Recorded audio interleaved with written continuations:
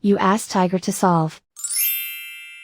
This deals with linear equations with one unknown. The final result is x equals 3.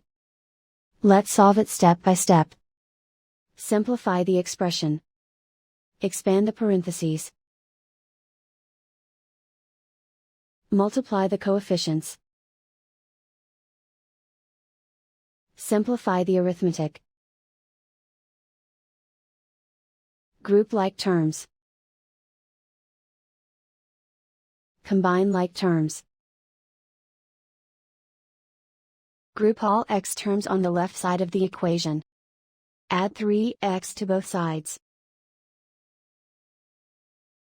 Group like terms. Simplify the arithmetic. Group like terms. Simplify the arithmetic. Group all constants on the right side of the equation. Subtract 15 from both sides. Simplify the arithmetic.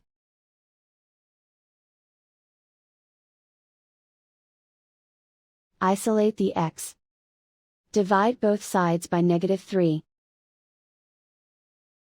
Cancel out the negatives. Simplify the fraction. Cancel out the negatives. Find the greatest common factor of the numerator and denominator.